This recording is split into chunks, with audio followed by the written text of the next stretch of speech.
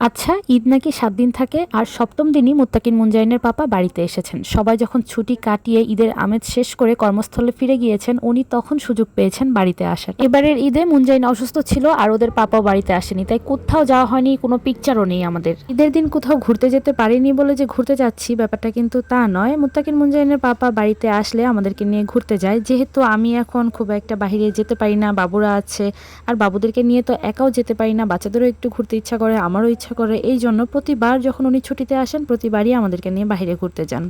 তবে আজকের ঘোরাটা হয়তো একটু স্পেশাল, তার কারণ হচ্ছে আমি ওনাকে বলেছিলাম তুমি যেহেতু ঈদে আসতে পারোনি তাহলে কিন্তু যখন ছুটিতে আসবে অবশ্যই আমাদেরকে ঘুরতে নিয়ে যাবে।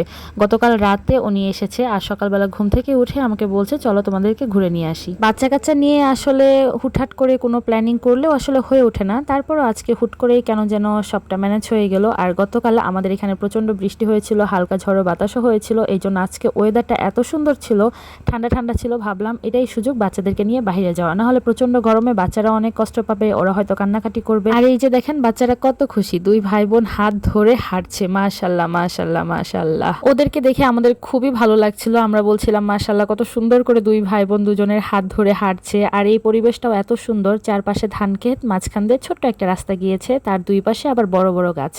নিশ্চয়ই বুঝতে পারছেন কত সুন্দর একটি রাস্তা। ইচ্ছে থাকলেও বাচ্চাদেরকে নিয়ে দূরে কোথাও যাওয়া সম্ভব হয়ে ওঠে না, তাই বাসার খুব কাছেই এই রাস্তাটা। ভাবলাম এখানে যাই, কিছু ছবি তুলে নিয়ে আসি, কিছু ভিডিও করি এবং আপনাদের সাথে শেয়ার করি। এরপরে ঘুরতে গেলেও হয়তো আপনাদের সাথে এত সুন্দর করে ভিডিও শেয়ার করা হবে না, আর আমাদের চারজনের ভিডিও করে দিবে এরকম মানুষও হয়তো পাবো না, কারণ এই পর্যন্ত আপনারা আমাদের চারজনের যত ভিডিও পিকচার যা কিছু দেখেছেন সবকিছুই ক্যাপচার করেছে আমার ছোট বোন। এখনো যেহেতু ওর ভার্সিটি খুলেনি তাই ও বাসায় আছে, তাই ওকে বললাম চল আমাদের সাথে, আমাদেরকে কিছু ভিডিও করে দিবি। ও বললো আমি তোমাদের সাথে কাবাব মে হাড্ডি কেন হবো, আমি বললাম ক্যামেরাম্যান হবি তাই আমাদের সাথে যাবি, চল আয়। আগে যখন মুত্তাকিন মুনজাইনের পাপার সাথে ছিলাম প্রতিটা উইকেন্ডে আমরা ঘুরতে যেতাম, কিন্তু এখন তো বাবুরা আছে, উনি এক জায়গায় থাকে আমি আরেক জায়গায় থাকি, আর উনি যখন ছুটিতে আসে চাইলেও না আসলে সবসময় ঘুরতে যাওয়া হয় না, কারণ বাচ্চাদেরকে নিয়ে সবসময় যাওয়া হয়ে ওঠে না। আজকে কিভাবে যেন সবকিছু মিলিয়ে খুব সুন্দর একটি দিন পেয়ে গেলাম এবং বাবুরাও ঘুরতে গেল আমাদের সাথে, খুব ভালো লাগছিল।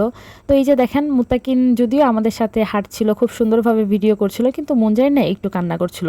এমন একটা সময় এসেছে যে মুত্তাকিন মুনজারিন দুজনই আমার কোলে উঠে বসে আছে, দুজনই কান্না করছে, দুজনই আমার কোলে উঠবে, ওর পাপার কোলেও যাবে না, লাস্টে ওর মামুনির কোলেও যেতে চাচ্ছিল না। তবে শুরুর দিকে কিন্তু বাবুরা অনেক খুশি ছিল আর মুত্তাকিন খুব ইজিলি আমাদের সাথে ছবি তুলছিল, ভিডিও করছিল, ওর পাপার সাথে আমার সাথে খুব এনজয় করছিল। কিন্তু মুনজারিন লাস্টের দিকে একটু বিরক্ত হচ্ছিল, বাচ্চা কাচ্চা নিয়ে কই একটু কাপল ভিডিও করব সেই সুযোগও নেই। এই যে দেখেন যখন একটু সুন্দর করে হাঁটা দেই তখনই হয় মুত্তাকিন চলে আসে, না হয় মুনজারিন চলে আসে।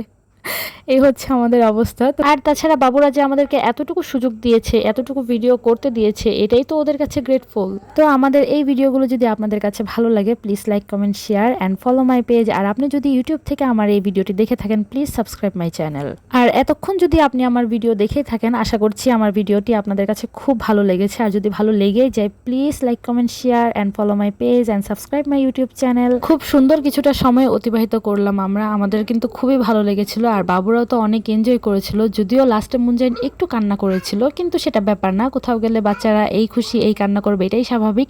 তবে ওরা যে এনজয় করেছে সেটা আমি বুঝতে পেরেছি। যাই হোক আজকে বিদায় নিচ্ছি, ভালো থাকবেন, সুস্থ থাকবেন, আল্লাহ হাফেজ।